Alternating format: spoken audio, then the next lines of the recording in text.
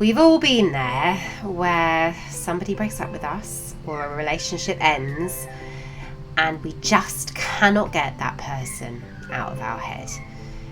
I know, I'm going to put my hand up here, and many moons ago, I've definitely done crazy things that I would never do if I was fully in my right mind. These are things that only occur to us to do, I think, when, we are really shoved into fight or flight and we just feel lost. And there are things like, stalking people on social media, looking at what they're up to, driving past their house, you know what I mean? Sometimes just finding a reason to drive. Just found myself driving past their road because I decided to take a 10k detour to get to the shops, or going to the places that they like in sort of half hope that you'll bump into them, right?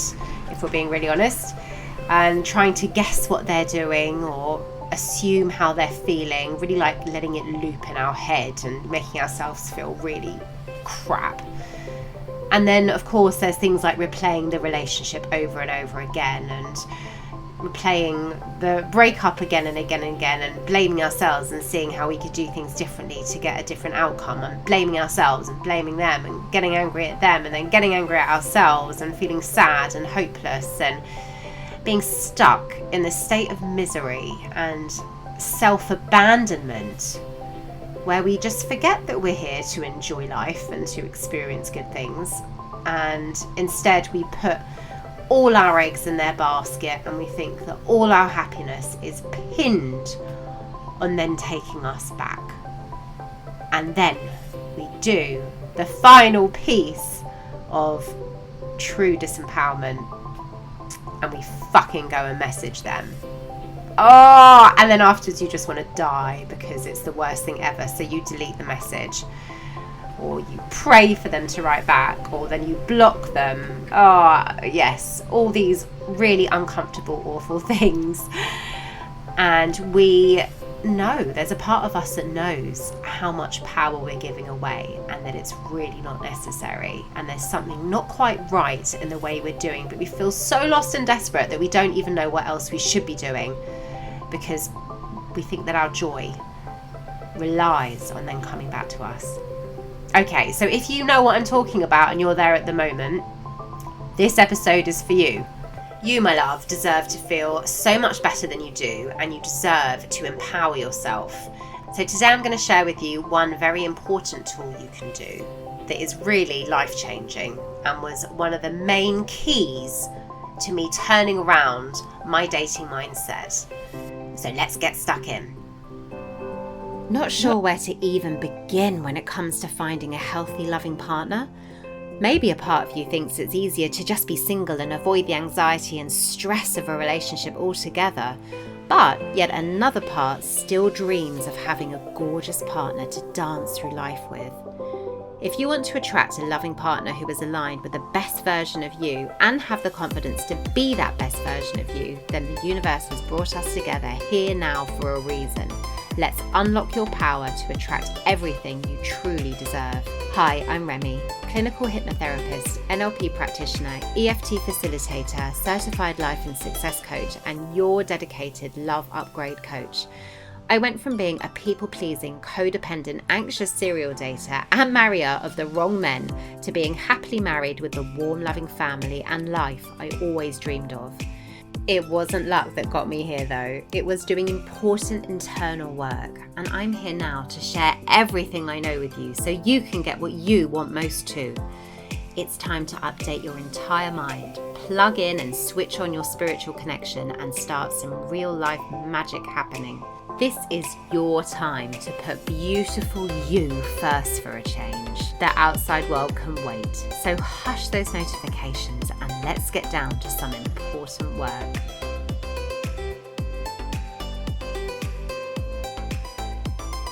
I remember all too well being dumped, or when somebody sort of even quietly retreated from me and really made it clear that they no longer wanted to be with me. I used to really just go through such an uncomfortable period of heartache and heartbreak, actually. It was awful. It used to poke my wounds of rejection and worthlessness. It used to make me feel lost.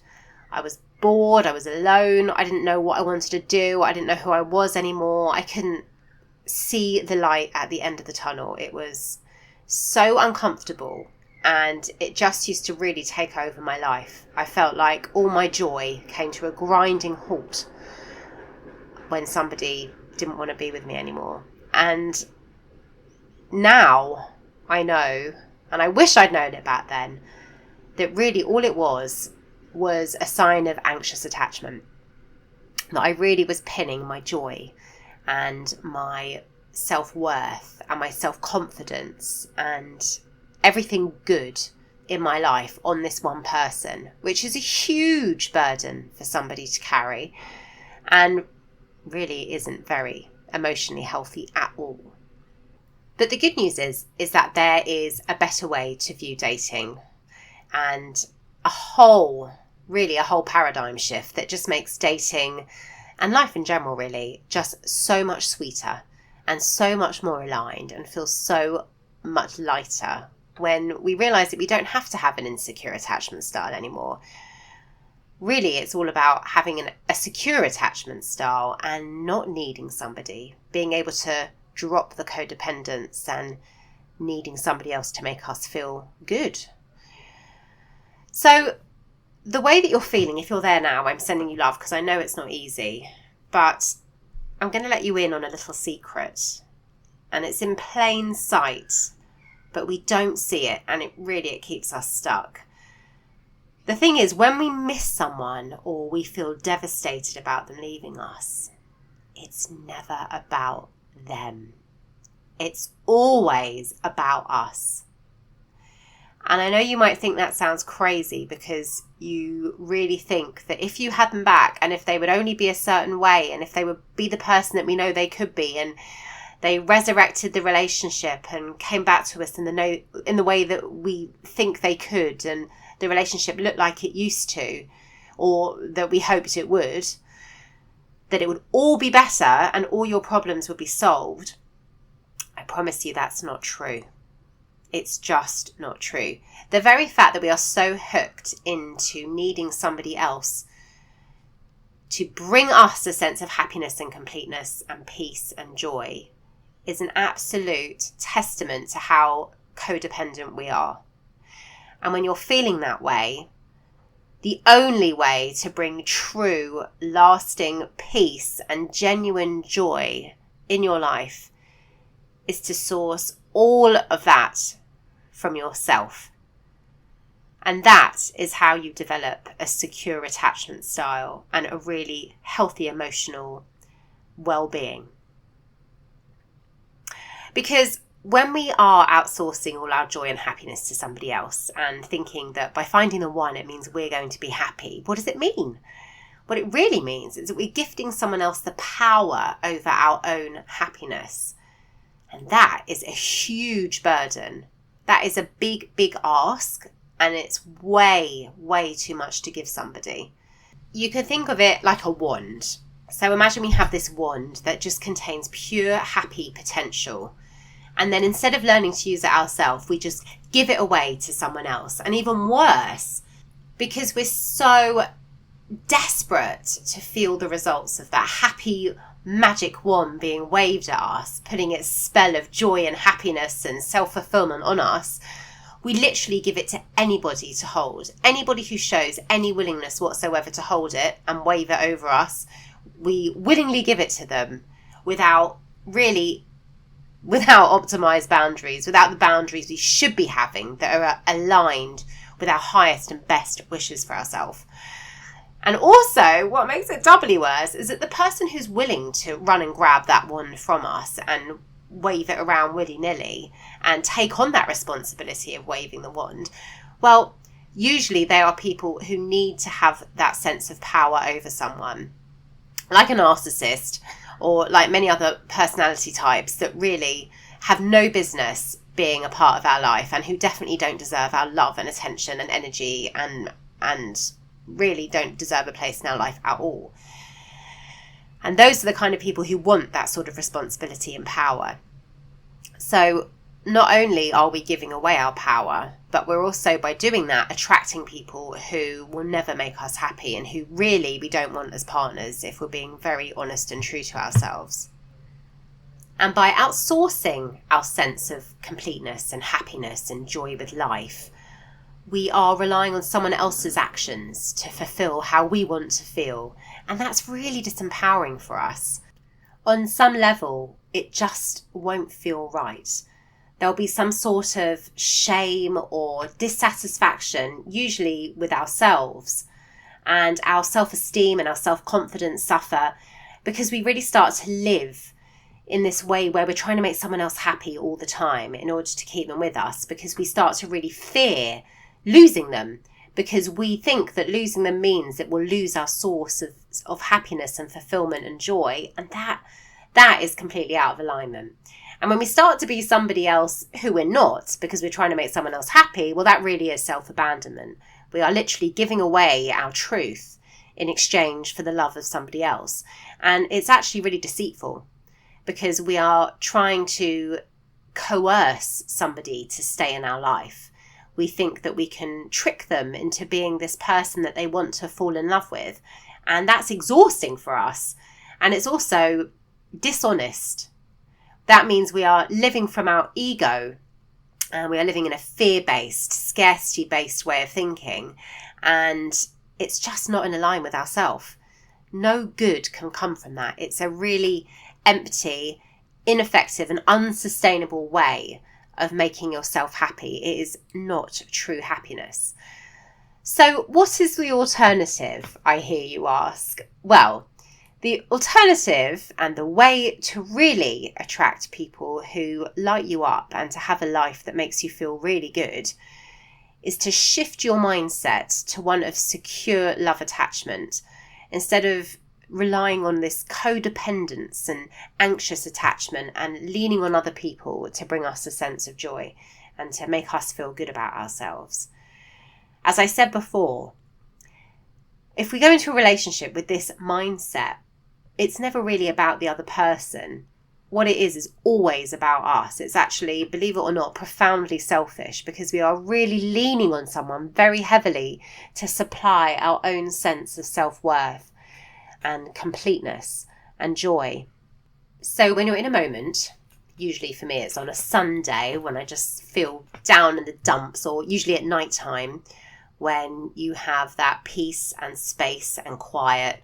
And instead of it feeling nourishing for your soul, it can feel absolutely terrifying, because you have, time and space and peace to hear the thoughts that are going on from our whirring mind, our fearful ego that's just driving us crazy, and trying to work out what on earth we should be doing and how we ended up where we are, and really thinking from a place of fear, right? Because remember, when we break up from somebody, we are in a little bit of a state of shock.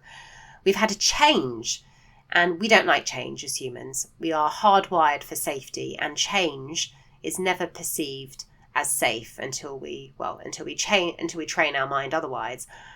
But when we go through a change, especially when we didn't see it coming, or it was a shock to our system, it can make us feel incredibly unsafe and really activate our amygdala and set our nervous system on edge. So we're on fight or flight, and our fearful minds take over. Our sort of thinking, worrying, fearful ego minds go on overdrive, and they try to take over our ship, when really that should never happen. Our fearful ego is a wonderful servant but a terrible master. So instead of going into panic mode and really grabbing your phone and wanting to know exactly what they're doing and try to get back in contact with them, because your fearful ego has tricked you into thinking that your happiness lies at the hand of your ex-partner and for them to take you back, that's BS, my love. So what do we want to do instead?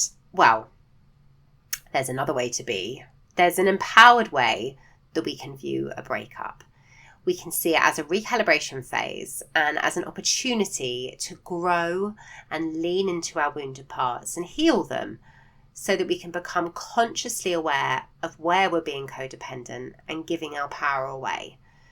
And here is a really good way of doing it. We can ask ourselves, a very powerful question that takes us to the source of our codependency and what it is that's keeping us in this belief that we need this relationship. And the question is this: what would having them back do for me?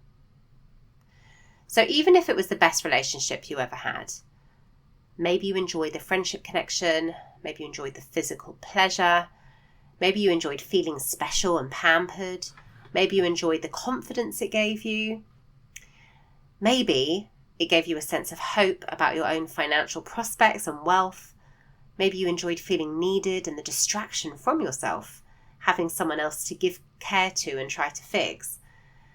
Maybe it was something completely different. But just lean in and ask yourself, really, what would having them back do for me? And just notice how we're not focusing on what it is about them that we miss necessarily. What we're focusing on is what would having them back do for me? How do they make me feel that I miss? What benefit do they bring to my life? There's a difference there. So when you're writing down your list, make sure you're focusing on the benefits to you that they bring. So if you like, you can pause this and then come back to this. But once you've done that, just notice how it's so interesting that all the things that you've written down are within your power to give to yourself. So you don't have to rely on someone to give them to you. If it was the friendship connection that you missed, well, you can focus on developing fun friendship connections in your life. If it was the physical pleasure, you can bring lots of physical pleasure into your life. If it was that you enjoyed feeling special and pampered, well, guess what? You can pamper yourself. Give yourself a bath full of rose petals, or book in at a luxury spa, or design fabulous self-care rituals at home with essential oils and candles and music. Stock your linen closet with fluffy towels. Treat yourself to wonderful, nutritious foods. Join a beautiful gym. Wear clothes that make you feel and look fantastic. It's all possible. If you miss the way the relationship made you feel confident and had high self-worth, well, that is something that is actually quite easy to get. It's about undoing and tweaking the belief system that was installed in you, this software that you've been developing up to about 12 years old, usually governed by your parents, about how you feel about yourself and your sense of self-worth. And I work with clients all the time on how to tweak those misbeliefs we have about ourselves and our self-worth. And usually it takes going back to looking at these scenarios with our parents and a few of the different times in our life where our memories really, and updating the meaning that we've made from those memories with our parents. It's profound inner child healing work, and that really is the source of our suffering when it comes to our lack of belief of our sense of self-worth. And then if perhaps you liked the sense of financial security the relationship gave you, well, that's something you can also work on yourself, you know. You can embrace a better career or learn more about money management and lift the lid on any financial insecurity stories that you've been telling yourself or that you've been brought up with. Maybe you enjoyed feeling needed and, as I said, this distraction from yourself, having another project, pouring your love and care into somebody else instead of shining that light onto yourself and giving yourself the self-love and care and healing that you need. Well, that's something you can do. And all these things might seem scary and really almost impossible to do yourself. But believe me, that is the absolute key to having a healthy, secure attachment style and this emotional, not codependency, but interdependency, where you can rely on yourself and every part of yourself knows that it can rely on you to heal it and make it feel better, that you've got you, so you don't have to look at someone else to hold you up. You can hold yourself up, and your true self knows that that is what you need. We are all walking around, if you like, now this is a metaphor of course, but we're walking around with these broken, wounded children within us. And if those children know that there's a part of us that they can come to for the love and security that they need, well, this is how we can reparent ourselves and make every single part of us feel whole and feel secure and feel safe, so that no part of us needs to be relying on someone else. And that is the absolute source of true self-empowerment. And from that comes self-confidence and self-love and self-worth. And it really is all a beautiful self-compounding prophecy, because when we feel that way, we are really a match for what we truly want in our life. We really believe that we are worth what we are truly worth. And we can hold up our high standards and not settle for anything less than what we truly want in our life, what we truly deserve. And we can hold secure, optimized boundaries, because we know that we are a match for what we want. And we don't have to let in anything that is less than that. We don't have to put up with somebody who isn't worth our time and energy, because we know that by putting up a boundary and saying no thank you to somebody who isn't worthy of us, that we're making space for somebody who is worthy of us. It's like us saying to the universe, I'm not willing to accept anything less than what I deserve, and I'm not allowing in anyone who doesn't prove that they are worth my time and love. And when we really have the self-assurance to do that, that's when we attract somebody who is on the same level as us, somebody who appreciates that about us, somebody who loves that we are that emotionally sound, that sane, and that whole within ourselves. It's a completely different energy. And as I always say, we get what we are, not what we want. So when what we are matches what we want, well, that's the key, isn't it? That's the key to joy and allowing in and being a magnet for everything we want in our life. So treasure that list that you just made of all the things that you think having that relationship back will give to you, and turn that into your goal list for the year. Make it your absolute number one priority to allow yourself to make yourself feel good by ticking off every single one of those things. Make that your intention to fulfill every one of those goals for yourself. So this is literally your blueprint to healing yourself, to dropping codependency and developing a secure love attachment instead of an insecure, anxious love attachment. You'll feel so in control of your magic wand again. And when you learn to use it, well, this is the beginning of a whole new paradigm shift for you in your life. When you don't need someone else's love, you just want it, that's when doors open in the most unexpected, delightful ways, because you're an energetic match for it, and you will attract more of what you are: emotionally healthy, sane, peaceful, resolved, stronger than ever joy. Really, it's heaven on earth, and it can be yours, and it's everything that you truly deserve. As always, I love hearing from you, and I'm also always very happy to help where I can.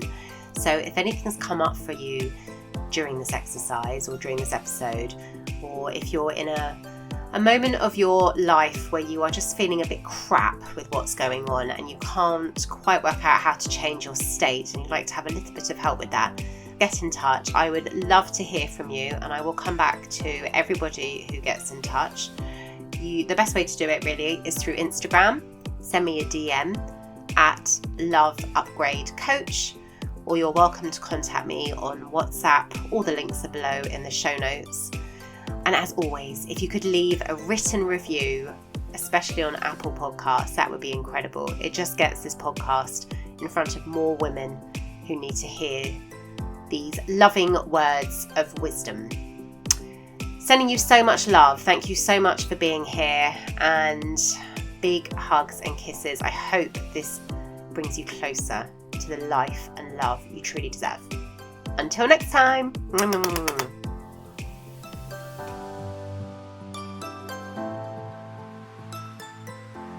You should be so proud of this courageous, incredible journey you are on, and I'm so happy to be here supporting you to say goodbye to toxic relationships and claim the wonderful life and love you truly deserve. If you have a friend who you think needs to hear today's episode too, why not spread the love and share it with them? Sending you so much love in abundance. Until next time.